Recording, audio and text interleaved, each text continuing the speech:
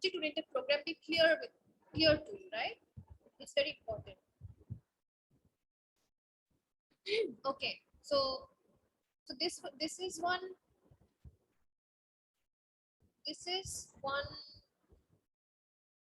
material. I hope you all can hear me. Yes or no? Yes, ma'am. Yes, ma'am. Just make sure you all hear me. Okay, if there is too much difficulty, then please let me know that I have to do something. You know, I might have to use my own network for it. Okay. Okay. Yes, ma'am. Okay. So see, because Java is an object-oriented programming language, so it is important that we first we need to be very much clear about the object-oriented programming concepts. Okay. We have already dealt with object-oriented programming language, which is C++ in the previous semester, and I doubt how many of you have the concepts clear because I took your Viva, and literally, except for 2 to 3 students, none of you did, none of you could even, like, it was below average. Your performance was below average. None of you could perform above average. It was below average performance in your Viva. Okay. Apart from 2 to 3 students. And there are students, I was expecting them to, give the correct answers. Because they are regular students, but then they fail. And this happens when you are not attentive in the class or you are not trying from your end. You have to speak up if you are facing any difficulty. If you are attending the class, if you are understanding the classes, then what's the issue? If you are also regular with your studies, then this issue will never rise. Definitely there's something that you are hiding from me. Either you are not studying, either you are simply logging into the class and disappearing somewhere just for the sake of attendance. You are logging into the class. Okay. Or even if you log in, or even if you are trying to pay attention, you are not understanding. But when I ask for doubts, because I know after every topic I ask for doubts, I don't end up the class, then just abruptly. No, I keep on asking for doubts at the end of every topic, but you never come up with doubts. I don't know why. What stops you from asking? So anyway, this Java paper is one level advanced, okay, than C++. Of course, Java is a very powerful language. It's also a bit tough as compared to C++ because it's a pure object-oriented programming language. It is purely an object-oriented programming language. C++ was partial. Java is a purely object-oriented programming language. So whatever we will do here will only consist of classes and objects. And here we will deal with packages. So here concepts are you have to be clear with the concepts. You need to have a good hold on the concepts. Otherwise, you won't be able to write programs. Everything in Java is a class or an object. So you have to be clear with all the concepts. You have all, and I'm now, you have already dealt with this object-oriented programming in the previous semester. So this is one note, this is one material from the previous semester only. Okay, I just found it out because I needed to do a brush up. Okay, difference between procedural and object-oriented programming. So I hope you are a bit clear now. I don't want to go through this. Procedural programming, of course, it deals with procedures, with functions or subroutines, whatever you call it. So the main focus is always on the function. Okay, what task you are going to perform. Okay, what task you are going to perform, like how you are going to perform it. Sorry, how you are going to perform a task. So basically, it deals with the function. Okay, the procedure. That we have done C already. We have learned the C language for procedural programming. Now, talking about object-oriented programming, we have learned C++. So there we saw that object-oriented programming is all about objects, right? Everything related to objects and classes. So you have already learned a lot about object-oriented programming and its concepts. You know the various features of object-oriented programming, like encapsulation, abstraction, data hiding, right? You have also written programs using constructors, inheritance, inheritance, polymorphism. So these are the main features of object-oriented programming which you need to be clear of. Okay. So object-oriented programming, as you know, always, it's mainly, it has this concept is drawn from real world. Okay, this concept is drawn from the real world scenario. Okay, so in the real world, when we see around us, everything is an object. So that is from where you get this concept. Okay, you have already done it. So we'll not get into details again because this is just a brush up class. Okay, we'll start with Java from the next class. So this is just a brush up class. So I just brush up the key features, okay, of object-oriented programming in this class. So here again, emphasis of object-oriented programming is on data rather than a procedure. Means the data, okay, what the data will be, what the object is. So first you need to be aware of the object. Okay, what are the objects involved? What is the data involved? After that, you start designing the procedure. Okay, we come to the procedure later. We first try to gather the data. Okay, we try to gather the data, what the data is. So we focus on the data first. So this is why this is a bottom-up approach. Okay, it's a bottom-up approach because at the bottom, if you look at the tree, okay, top-down approach, bottom-up approach. If you remember, top-down approach was for procedural programming. Okay, where we start from the top, and top means we have functions at the top level and data are always at the last level. Okay, so functions are always at the top level, data is always at the bottom level, the last level. Okay, so procedural programming always starts from the top to bottom. That is why top down, sorry. And object oriented is just the reverse. It is bottom up because we collect the data. We first have to know what the data is. Only then we can operate on that data. Okay, so we have to know the data. That is why we start from the bottom level and then we move upwards. Okay, we move upwards until we reach the top. So that is bottom up approach. Programs are divided into entities which are known as objects. You know that because we deal with objects and classes here. Objects. Data structures are designed such that they characterize objects. Functions that operate on data of an object are typed together in data structures. Data is hidden and cannot be accessed by external functions. Objects communicate with each other through functions. New data and functions can be easily added whenever necessary. Follows bottom-up design in program design. Okay, so we will get into details. Okay, so you know what are objects, right? So I don't think again I need to go into details about objects and classes, right? Anything that exists, anything that has got existence, whether physical or logical existence, is an object. Okay, anything that you can see or feel is an object. Okay, objects are building blocks for designing programs. It's a collection of data members and associated member functions. So okay. So in simplest terms, for example, chair, table, whiteboard, anything, right? Bottle, laptop, your phone, your speaker, your pen, okay, anything, your chair, table, your bed, your roof, your house, everything is an object, right? Anything that exists is an object. And what is a class? Group of objects which exhibit similar properties, right? So what is a property now? Every object has got properties, yes or no? Every object. So if I talk about my pen is an object. So what can be the properties of a pen? The color of the pen, the model of the pen, okay, or the brand, whatever, company, whatever you, however you name it, model, brand, company, the color of the pen, right? Or maybe the color of the ink. Okay, what ink? Is it blue inked pen? Is it red inked pen? It's a black inked pen, whatever, right? Or is it a gel pen? The category, like, is it a gel pen? Or is it a dot pen, right? Or is it an ink pen? So these are the properties of a pen, right? For example, student is an object. So what can be the properties of a student? They can have roll number, they can have name, right? They can have subjects, they have address, they have age, they have gender, they have phone number, email. So these are all the properties that describes that student. Okay, so what are properties? These are nothing but some attributes which describe who that object is or what that object is.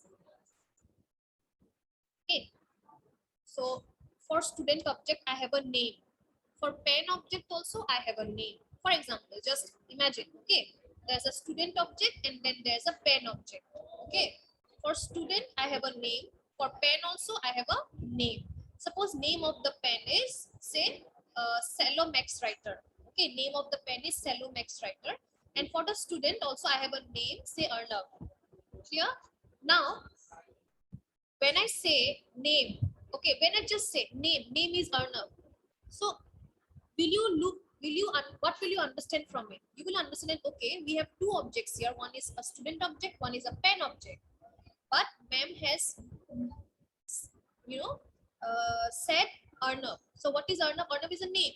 So from that you can make out that, okay, so ma'am is pointing to the student object and not the pen object.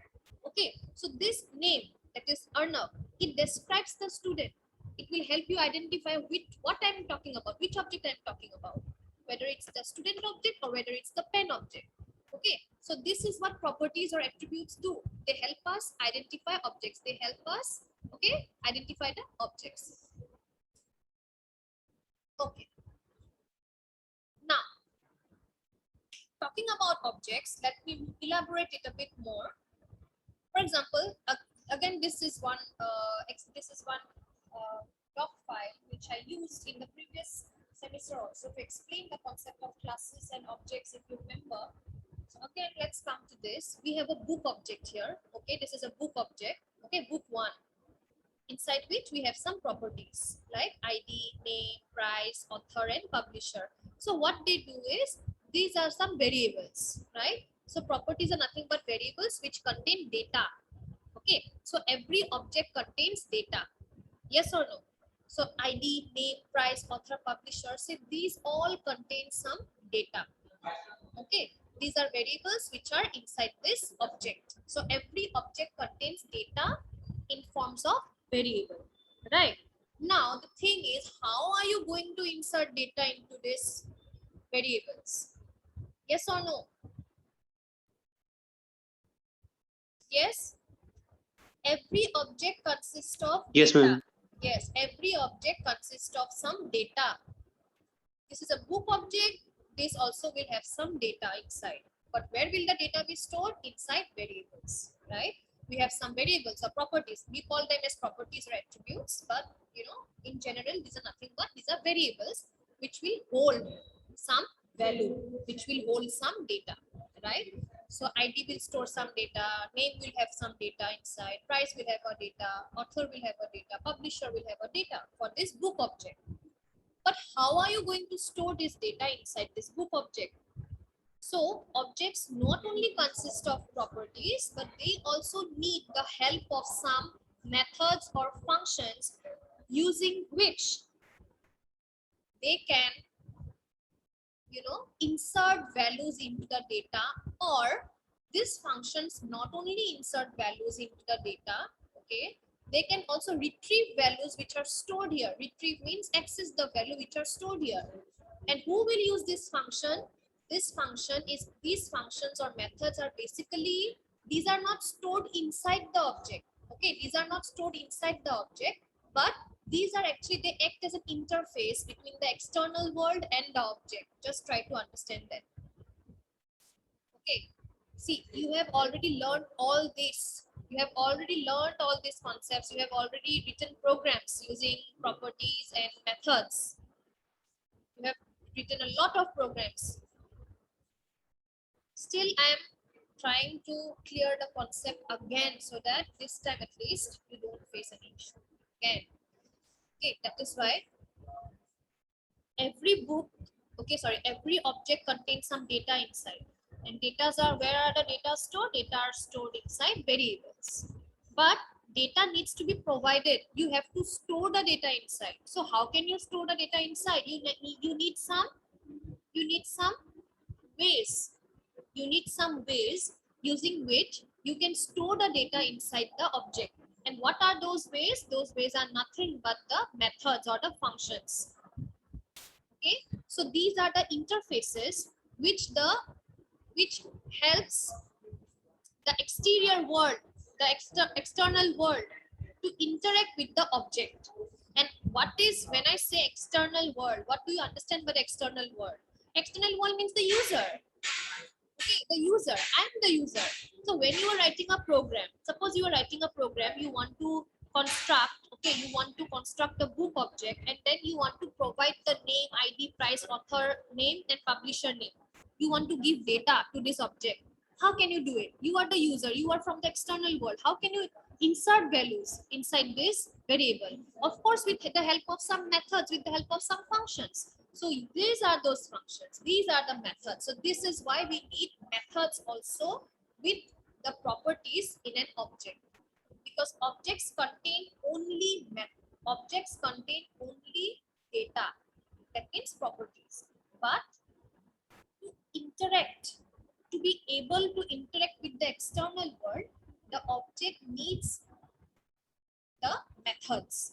Okay, so that the external world can, so that the the external world can interact with the object. Okay, with the help of these methods.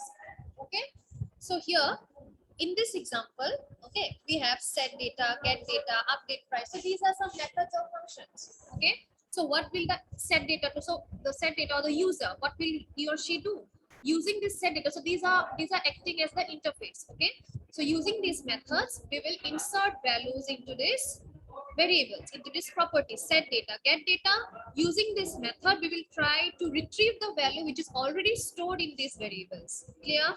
And then update price. If you want to manipulate the price, if you want to make changes to the price which is already stored in the book, okay, because prices keep changing depending on the value, okay, depending on the demand, okay, so it might keep changing. Suppose you are even offering, you are offering some discount on the actual price. So in that case, you can keep on updating it, right? So for that, we have a method, update price, using which you can manipulate the price in this hook object. Understood? So this hook object contains this data, okay, contains these variables inside which we will be storing data. And how are you going to store data? How are you going to access? Like, accessing data is the correct word, okay? Whether you store the data inside or whether you retrieve the data from the object, okay, how are you going to do that? You are going to do that with the help of some methods. Okay, so these methods serve as interface between the external world and the object that we are talking about. Is it clear or not? Clear, ma'am. I don't want response from Clear, you. ma'am. Okay. Okay. 11 students have joined. I did not notice. Clear? Most of you already know it. Most of you already remember, right? Still, I'm just doing a brush up so that you don't have confusion again, because this time we are dealing with Java. Okay, so better you get your concepts clear. And if you have any queries, please let me know in the class itself, because I'm not going to carry it forward to the next class, of course. Right? Whatever doubt you have in any class, please clear it out in the class itself. Okay. Okay, now we have spoken about the object. Now know what an object is, what an object contains, like properties and methods. What is the use of a method in an object, right? So methods are not stored inside an object, but these are used by the object to interact with the real world. Okay. Now, thing is, what is a class? You also know what a class is, right? So what is a class? Group of, when this is just a single object I'm talking about, like book one. But there will not be only one book, there will be collection of books, right? So when you are talking about a group of objects which exhibit the same behavior, okay, same behavior, that means same behavior and has got the same properties, we group them together and we call them a class. Okay, just like your class of BSc CTIS and MAIS third semester. Why? You are grouped inside a class because the students belonging to this class, they are the objects. Objects means you are the students, right? You are the objects of this class, right? So you all exhibit the same behavior and you have got the same properties, right? You have got similar properties and you exhibit the same behavior. Okay, that is why you all are grouped together inside this class. That means your batch. right? So that is what a class is. Now let's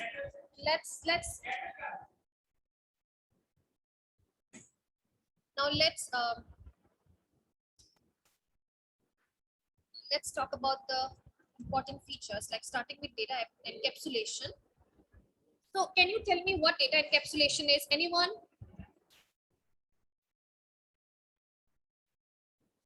Anyone who can tell me what data encapsulation is?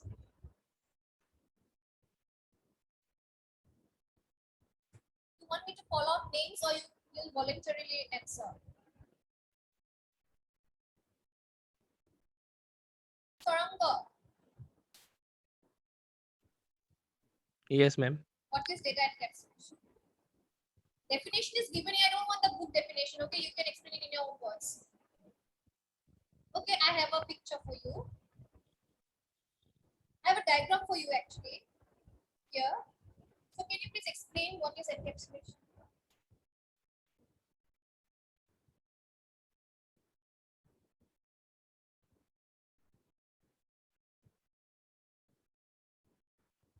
এইটো ডায়াগ্ৰামটো চোৱাৰ বুজোৱা এনকেপসুলেশন কি হয়? Come on, C++ পঢ়িলা এটা semester.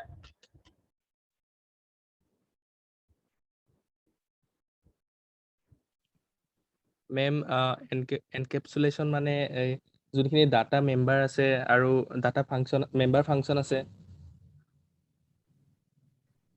এটা member and Hello, ma'am. Functions এইখিনি এনকেপসুলেশন বুলি অ নহয়, এইখিনিক একেলগত যেতিয়া